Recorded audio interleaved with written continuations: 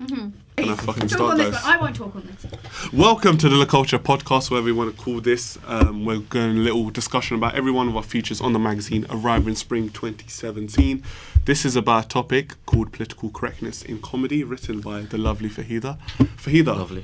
political correctness, why did you want to write about that? I mean, when I first thought of the idea, a lot of comedians came out, a lot of top-level comedians came out calling out political correctness, saying it's killing comedy. You know, people are getting way too sensitive, they can't take a joke anymore. And, you know, you see it echoed all over Facebook. You know, you're trying to make a joke, or even as a university student as well.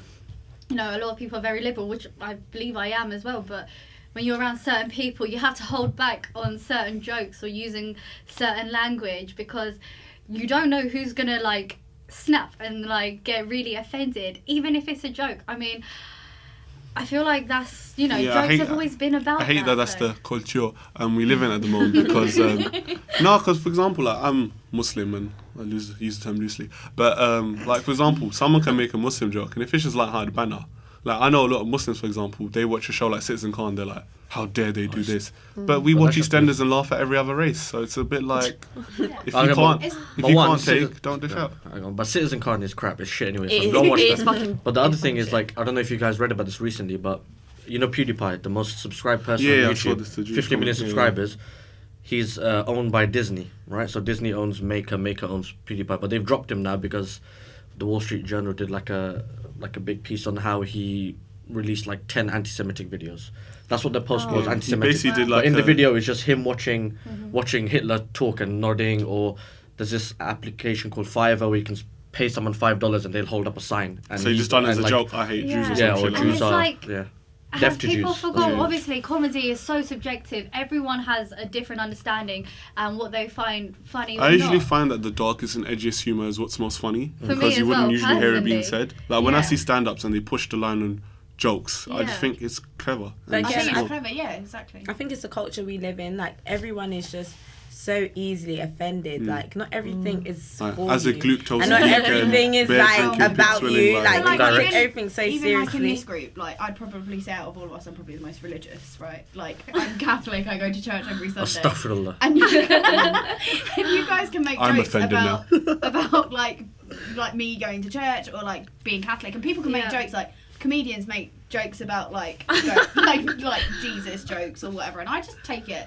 Or I take Jesus it as to the Latin as people. it exactly. My brother and I say Jesus sometimes. Like who gives? But like I can take it lightly. But some people, like I know some people who are like, no, you shouldn't speak like that. The worst ones are the Blasphemy people who and- give the banter but can't take it back themselves. Yeah. You get that a lot. Yeah. And because so while I was writing my feature, I found out about some like left-wing comedy clubs, and a lot of them, you know, they don't do the usual things like no sexist jokes, no racist jokes, no classist jokes, none of that. But then they would still make fun of like Tories and Conservatives and like the right wing, let's say. that's what And I it's don't like get, they're man. still people, you know. Like I take the piss out of Trump, but Trump's still a person. So, you know, is it going to be equal opportunity for everyone? Like, don't make fun of anything or whatever. That's the thing. Comedy's supposed to have no boundaries. You're supposed to take the piss out of anyone. So as soon as you start putting boundaries in it, it's not comedy. At that point, you've made Censorship. it. Yeah, exactly. Yeah, exactly. That's what I think is. And I feel is like I'd that's going to be rather- the first thing of like censoring speech. You know, comedy is the place where you Yeah. push things and like new ideas. Say I mean, what you you challenge your idea And bring it into in kind a of like funny a way. wider context. Like, I want to know someone's real thoughts. I don't want them to feel censored because I want to know where they come. I'd rather know your true colours rather than you secretly think, wouldn't want- look at this brown guy. Like, why But is he so tall? is there an argument though that this? I know you've written a whole feature on it, but is there an argument that it's not really that big of an issue?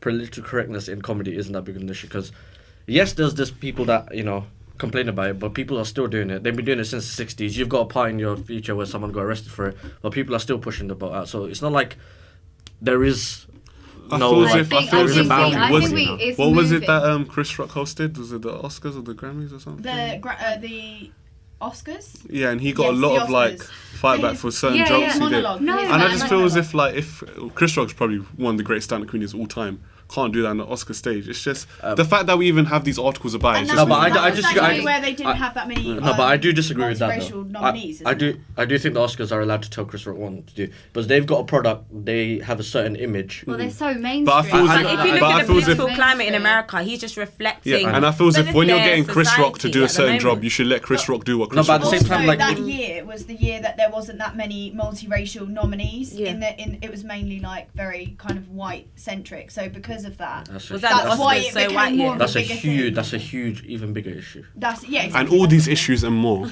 are explored in Fahida's feature piece, which will be in our magazine launching spring 2017. Follow us on social media, Twitter, Le Culture, Instagram, Le Culture. We follow back sometimes. Yeah. All the time.